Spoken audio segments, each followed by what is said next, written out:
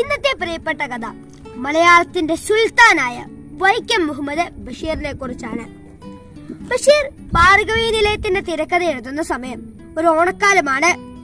അപ്പോൾ കൗമുദി എന്ന് പറയുന്ന അക്കാലത്തെ ഏറ്റവും പ്രധാനപ്പെട്ട മാസികയുടെ പത്രാധിപർ കൗമുദി ബാലകൃഷ്ണൻ അന്നത്തെ ഓണപ്പതിപ്പിന് വേണ്ടി ഒരു കഥ ബഷീറിനോട് ചോദിച്ചിരുന്നു. ബഷീർ അതൊക്കെ ഏറ്റതാണ്, കഥ എഴുതി വെച്ചേക്കാമെന്നൊക്കെ പറഞ്ഞതാണ്. അങ്ങനെ ഓണസമയമായി മാസിക അച്ചടിക്കാൻ തുടങ്ങി. പക്ഷെ അപ്പോഴും ബഷീറിന്റെ കഥ വന്നിട്ടില്ല. കൗമുദി ബാലകൃഷ്ണൻ ബഷീറിന്റെ അടുത്ത് ചെന്നു. എന്തുകൊണ്ടാണ് കഥ എഴുതാത്തതെന്ന് ചോദിച്ചു.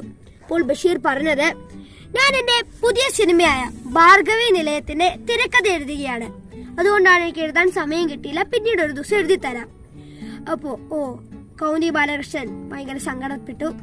ഞാൻ ആ തിരക്കഥ ഒന്ന് വായിക്കട്ടെ എന്ന് പറഞ്ഞ് ബഷീറിന്റെ കയ്യിലുണ്ടായിരുന്ന പേപ്പർ എടുത്തു, വായിച്ചു തുടങ്ങി. എന്നിട്ട് അദ്ദേഹം തിരക്കഥയായി സ്ഥലം വിട്ടു. ബഷീർ ആദ്യം വിചാരിച്ചത് ഒരു തമാശയാണെന്നാണ്.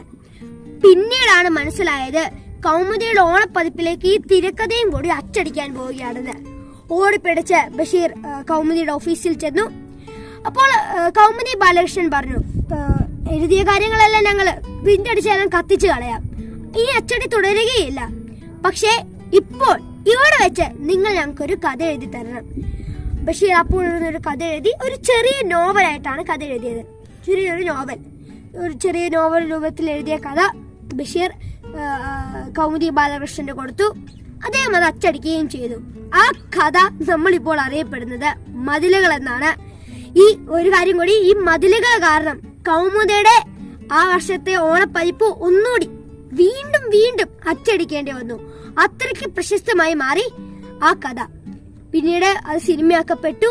അപ്പോൾ ഇതൊക്കെയാണ് ബഷീറിന്റെ ഇന്നത്തെ കഥ.